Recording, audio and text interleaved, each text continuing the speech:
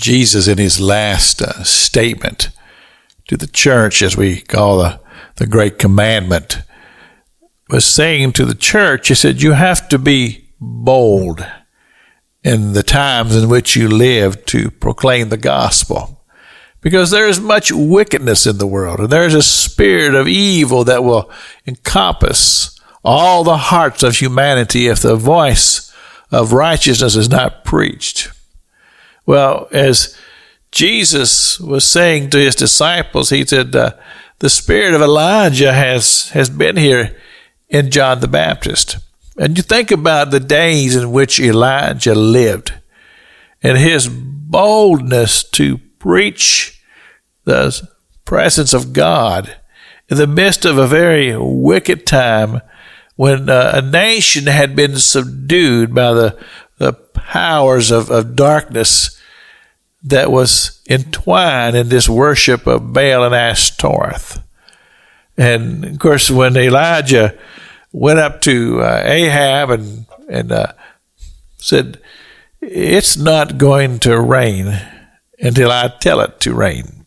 And I would imagine that when Ahab first heard this, he didn't give it a whole lot of thought, because who is this crazy old man that's come up here and saying such things to this person of great power?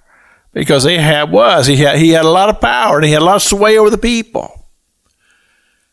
And then Elijah just kind of disappeared from the scene for a while. And we know that during that time he was down at the brook Cherith, and God was sending ravens to bring him food every day, and the little brook was just merrily bringing water every day. And then one day it says, and then the brook dried up, and then God sent him to Zarephath, and there the widow woman sustained him during that period of time. And then he reappeared before Ahab. And if you remember the story, how that Ahab heard there had been sightings of Elijah, because he kept saying Elijah was the cause of all of our problems.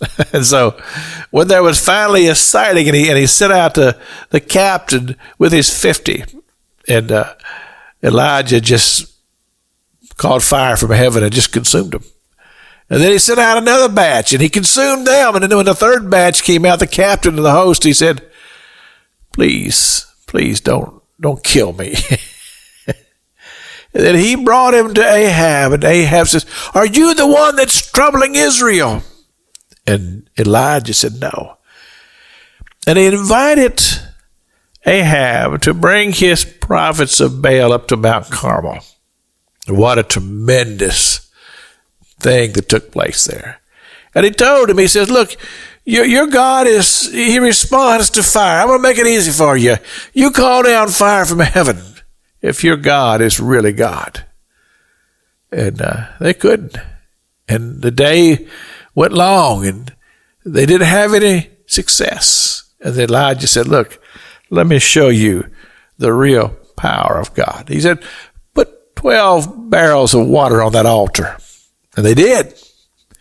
And Elijah prayed, and fire came down from heaven. You see, when we're talking about the spirit of Elijah, we're talking about a man who would stand up in the midst of darkness to those who were in authority and say, thus says the Lord. I believe that we could use a dose of that in the day and age in which we are currently living.